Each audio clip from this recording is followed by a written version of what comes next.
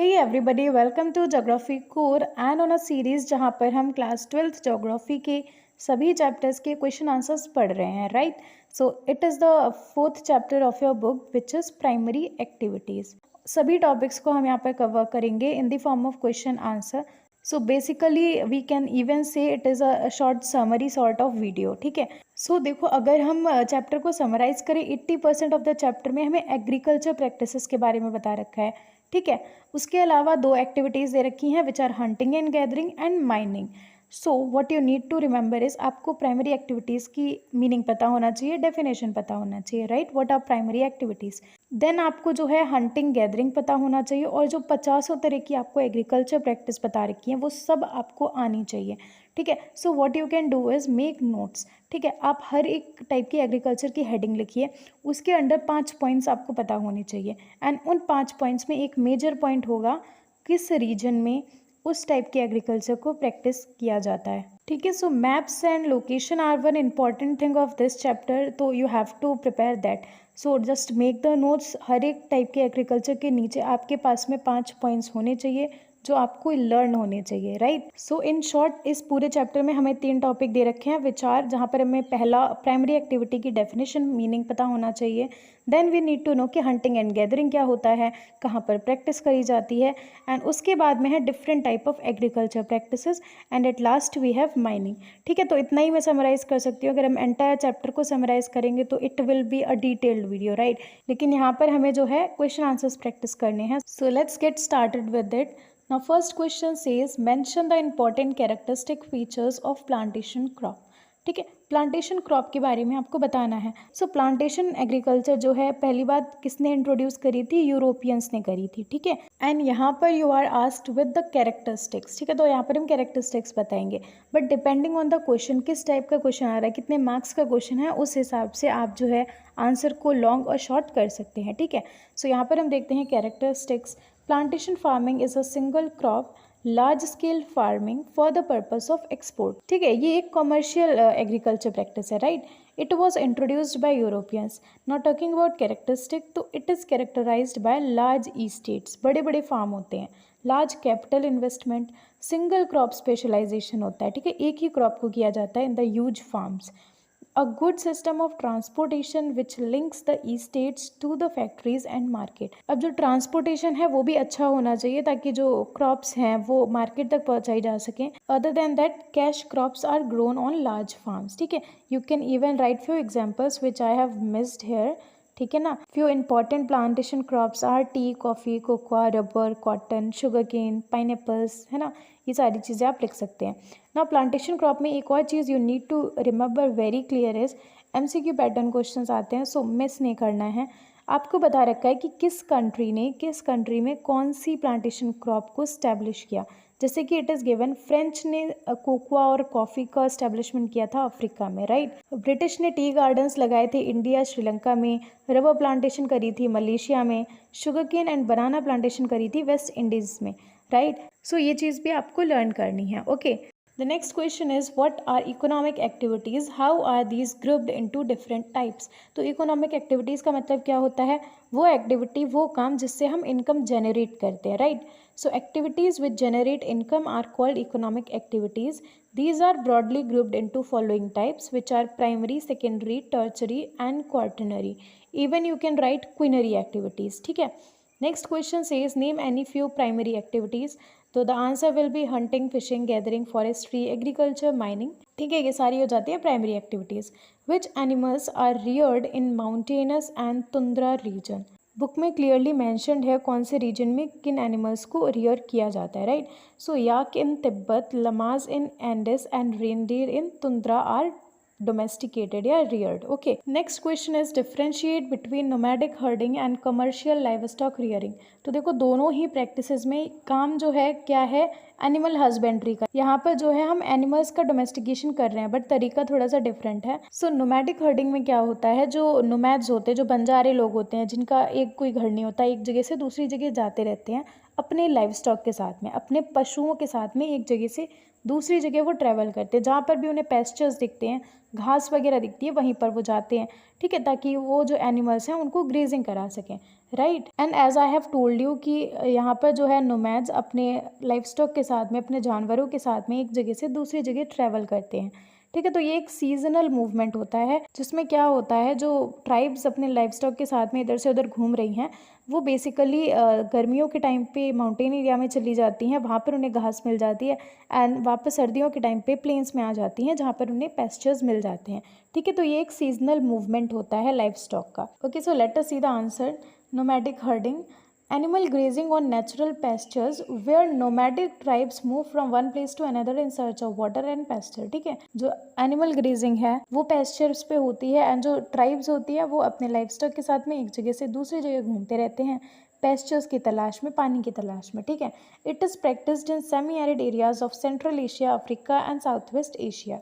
It is characterized by seasonal movement of animals in hilly areas and it is practiced by nomadic tribe। ये tribes के द्वारा जो है practice करी जाती है।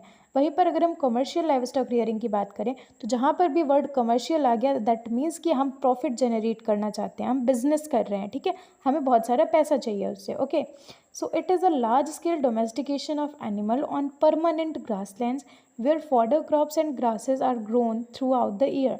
तो यहाँ पर जो है एक परमानेंट मैनेजमेंट होती है, हमेशा ही एक ही जो लैंड होती है वहाँ पर ग्रास लैंड्स की व्यवस्था होती है, ठीक है। फॉडर क्रॉप्स रेगुलरली बने रहते हैं, जिससे जो लाइव स्टॉक है, जो एनिमल्स हैं, उनको रेगुलर खाना मिलता रहे, उन्हें एक जगह से दूसरी जगह घूमने की ज़रूरत नहीं पड़ती है, ठीक है। It is practised in temperate and tropical grasslands where temperature and rainfall are moderate.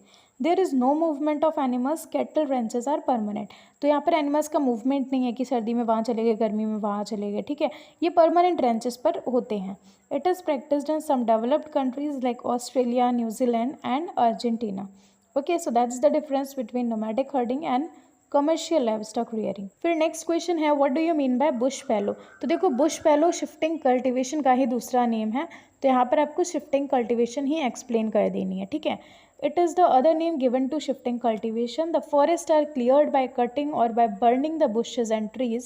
The land cleared is used for cultivation of crops. It is known as slash and burn or bush fallow agriculture. ठीक है, तो इसके different names हैं। Next question is, what is the importance of dairy farming? Why is it mainly practiced near urban and industrial centers of the world? Give reasons. तो dairy farming पहले होता क्या है? Dairy farming is the most advanced and efficient type of rearing of milch animals. Dairy farming यानी कि जब हम milk provide करने वाले एनिमल्स को डोमेस्टिकेट करते हैं, उनको एज अ बिजनेस हम डोमेस्टिकेट करते हैं, जिसका हम जो मिल्क वगैरह होता है उसको बेच के पैसे कमाते हैं, तो it is a sort of commercial activity, ठीक है, इससे हम जो है पैसा कमा रहे हैं। तो ये एक एडवांस्ड तरीका है मिल्च एनिमल्स को रीड करने का। Milch animal means the animals which provide milk. Okay, cattles are kept to provide milk. Milk is used to form many products like butter, cheese, condensed milk, etc. Right, तो कई सारी चीज़ों के लिए milk का use किया जाता है। अब इसको अर्बन और इंडस्ट्रियल सेंटर्स के पास में ही क्यों प्रैक्टिस किया जाता है?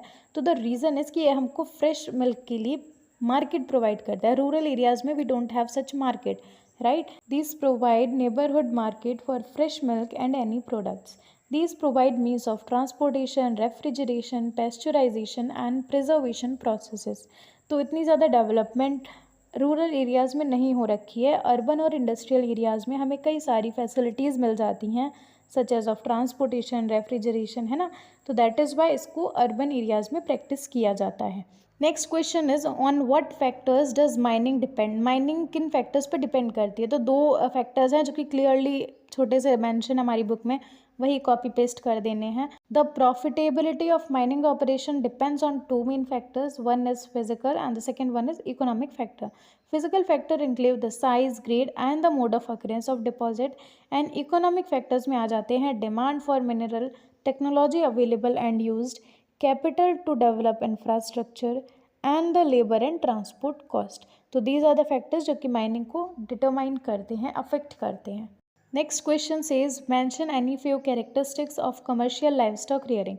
तो इसके बारे में अभी हम पढ़ चुके हैं क्वेश्चन में, राइट, डिफ्रेंशिएट किया था हमने, उसी के बारे में मैं दोबारा से कैरेक्टरिस्टिक्स लिखनी है। So it is a large scale organised livestock farming main characteristics की बात करें तो it is capital intensive, because इतने सारे जानवरों को जब हमें मैनेज करना है तो ऑफकोर्स कैपिटल लगेगी स्टोरेज के लिए, है ना, लाइव स्टॉक को रखने के लिए, तो it is requiring a management and इस वजह से it is capital intensive. It is capital intensive and is organized on scientific basis.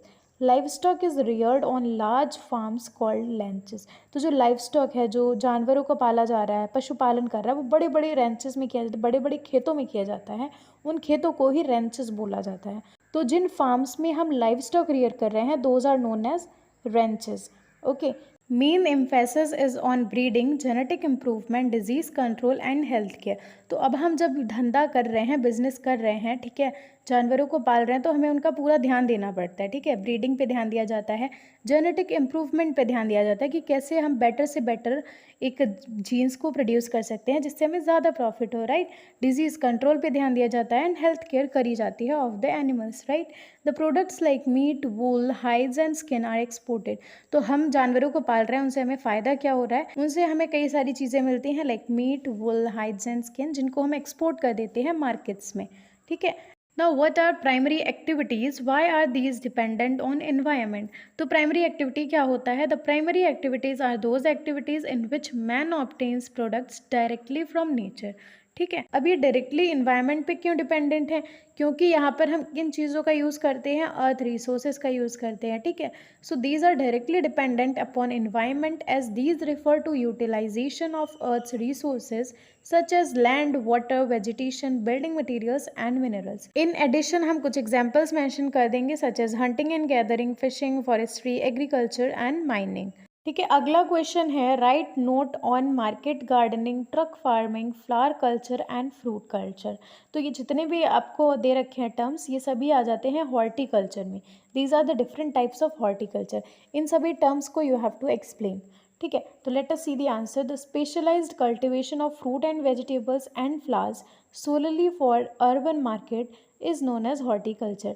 Horticulture एक ऐसी प्रैक्टिस है जहाँ पर हम फ्रूट, वेजिटेबल और फ्लावर्स को कल्टिवेट करते हैं अर्बन मार्केट्स में एक्सपोर्ट करने के लिए. ठीक है. Now you have to explain different types of horticulture, right. तो सबसे पहले मार्केट गार्डनिंग की बात करें. In this vegetables are grown in suburban areas to meet the daily demand. ठीक है. वेजिटेबल्स को ग्रो किया जाता है सब अर्बन रीजन में ताकि जो रेगुलर डिमांड्स होती है वेजिटेबल की उनको फुलफिल किया जा सके. London, Moscow and California are important centres. The second one is truck farming. So areas having favorable climate and so it grows fruits and vegetables for distant markets. It involves movement by trucks and is thus known as truck farming. ठीक है. So favourable climate जहाँ पर होता है, अगर कुछ rural area में भी है ना, ऐसा नहीं है कि इंडस्ट्रियल रीजन अर्बन रीजन में ही है, कुछ अगर रूरल एरिया में भी फेवरेबल क्लाइमेट है तो वहाँ पर भी जो है फ्रूट्स और वेजिटेबल्स को ग्रो किया जाता है and then these are exported through the truck के थ्रू इनको भेज दिया जाता है मार्केट्स में. एंड बिकॉज ट्रक का इन्वॉल्वमेंट है तो नेम दे दिया truck farming. The next one is flower culture. तो Netherlands specialises in the cultivation of spring flowers such as tulips which are flown to all the major cities of Europe. Then fruit culture तो मतलब fruit से related होगा, है ना. In warm and sunny climate, a variety of fruits are grown such as mangoes, apples, oranges, grapes, bananas, etc. Mangoes are exported from India to foreign markets of Russia, Middle East and southern continent supplying fruit in winter. Define the term mixed farming. तो mixed farming का मतलब होता है जहाँ पर हम crops भी grow कर रहे हैं जो है लाइफ स्टॉक को भी रियर कर रहे हैं. ठीक है. So mixed farming involves the growing of crops and rearing of livestock on the same farm. Cattle rearing, poultry farming and dairy farming are also practised. तो मेन कैरेक्टरिस्टिक्स क्या होंगी इसकी. वीट, बार्ले, ओट्स और fodder crop भी grow करी जाती हैं. It involves high capital expenditure. ठीक है. एंड यहाँ पर केमिकल फर्टिलाइजर्स का भी काफ़ी ज़्यादा यूज़ किया जाता है. क्रॉप रोटेशन और इंटर क्रॉपिंग ये दो इम्पॉर्टेंट प्रैक्टिसेस हैं जो करी जाती हैं इन मिक्स्ड फार्मिंग ताकि जो सॉइल की फर्टिलिटी है वो बनी रहे. ठीक है. Next question is distinguish between subsistence and commercial agriculture. तो देखो सबसिस्टेंस का मतलब ही ये होता है कि हम सिर्फ अपना गुजारा करना चाहते हैं, अपना गुजारा हो जाए बस ऐसा हम काम कर रहे हैं. ठीक है. एंड कमर्शियल का मतलब ये होता है कि हम बिजनेस कर रहे हैं, हमें बहुत सारा पैसा कमाना है, हमें प्रॉफिट जनरेट करना है. ठीक है. सो बेसिक डिफरेंस तो यही हो गया सबसिस्टेंस और कमर्शियल में. अब इसी हिसाब से आप जो है फार्मिंग में डिफ्रेंशिएट कर सकते हैं. तो let us see the answer. Subsistence agriculture. The type of farming in which crops are grown for local consumption, हम केवल अपने कंजप्शन के लिए ही जो है क्रॉप को उगा रहे हैं, ज़्यादा से ज़्यादा लोकल में हम बेच देंगे अगर थोड़ी बहुत फालतू होगी, ठीक है। It is practised in densely populated areas of monsoon region like India, China, Indonesia, Bangladesh etcetera. इसमें जो है मेजर क्रॉप होती है राइस, इसके अलावा और भी सीरियल क्रॉप्स को ग्रो किया जाता है in dry regions, okay. Size of the land holding is small, simple implements with large human labour are use. तो यहाँ पर हम बहुत हैवी मशीन्स का यूज़ नहीं करते, हम ज़्यादा से ज़्यादा खुद ही मेहनत कर लेते हैं, ठीक है। तो ह्यूमन लेबर ज़्यादा लगता है। Green manures and fertilisers are used to increase the fertility. वहीं पर कमर्शियल एग्रीकल्चर की बात करें तो it includes the growing of crops for market, है ना, हम फसल को बेचेंगे। So plantation farming and extensive farming are its main type. Plantation agriculture अभी हमने देखा था, उसमें भी तो हम यही कर रहे थे ना, हमें पैसा चाहिए, हमें प्रॉफिट कमाना है। तो ये कुछ एग्जाम्पल्स हो जाएंगे कमर्शियल एग्रीकल्चर के। It is practised in sparsely populated areas of temperate grasslands. Wheat is grown in the temperate region, और ट्रॉपिकल रीजन में होता है tea, coffee and sugarcane का cultivation. Then size of land holding is large, बड़े बड़े farms होते हैं। It is highly mechanised farming, तो यहाँ पर मशीन्स का बहुत ज़्यादा यूज़ किया जाता है बड़े बड़े फार्म्स पे, क्योंकि हमें अच्छे से अच्छा जो है प्रोड्यूस करना है, ज़्यादा से ज़्यादा प्रोड्यूस करना है, ठीक है। Chemical fertilizers are used widely, क्योंकि केमिकल फर्टिलाइजर से ज़्यादा उपज होती है ना, सो केमिकल फर्टिलाइजर्स का यूज़ करते हैं। Next question says describe the features of open cast mining and underground mining. तो दोनों ही माइनिंग को आपको डिस्क्राइब कर देना है, that's it. So mining is of two type, surface and underground mining. Surface mining की बात करें तो इसको हम ओपन कास्ट माइनिंग भी कहते हैं, एंड ये सबसे ईजी और चीप तरीका है मिनरल्स को निकालने का, एक्सट्रैक्ट करने का। So it is the easiest and the cheapest way of mining minerals that occur close to the surface. ये सरफेस से पास में ही होते हैं, बहुत ज़्यादा गहराई में नहीं होते हैं, ठीक है। Overhead cost such as safety precautions and equipment is relatively low. So यहाँ पर हमें बहुत ज़्यादा गहराई में नहीं जाना, जिसकी वजह से हमें खास सेफ्टी प्रिकॉशंस भी लेने की ज़रूरत नहीं पड़ती है, तो उसके भी खर्चे नहीं होते हैं, ठीक है। एंड जो आउटपुट है वो बहुत ज़्यादा होता है एंड जल्दी भी होता है, क्योंकि हम पास से ही निकाल रहे हैं मिनरल्स को, तो वो जल्दी निकल आते हैं, राइट। तो the output is both large and rapid. Now talking about underground mining, when the ore lies deep below the surface, underground mining method has to be used। जब ओर हमारी बहुत गहराई में है तब हम यूज़ करते हैं अंडरग्राउंड माइनिंग मेथड को, जिसमें specially designed lift, drill, haulage vehicle और वेंटिलेशन सिस्टम की ज़रूरत पड़ती है। और ये मेथड रिस्की भी होता है, बिकॉज भले ही हम हर चीज़ को जानकर जा रहे हैं ओर को एक्सट्रैक्ट करने, लेकिन फिर भी देयर इज़ अ रिस्क, कोई हादसा हो गया तो that is risky, right. Poisonous gases, floods can lead to fatal accidents. कोई जहरीली गैस ही निकली वहाँ से, है ना, तो इसकी वजह से कई हादसे भी हो जाते हैं, okay. Next question is what were the two sources of sustenance of earliest man. तो we know the answer, hunting and gathering, right. The earliest human beings depended on their immediate environment for their sustenance. They subsisted on animals which they hunted and the edible plants which they gathered from forest. Edible means जो चीज़ हम खा सकते हैं, okay. So yes, that is it for the video. यहाँ पे जो हमने ऑलमोस्ट सभी टॉपिक्स को टच किया है, and that is it for the video. Thank you so much for watching. Do like the video and subscribe to my channel. जाना नहीं तो कहीं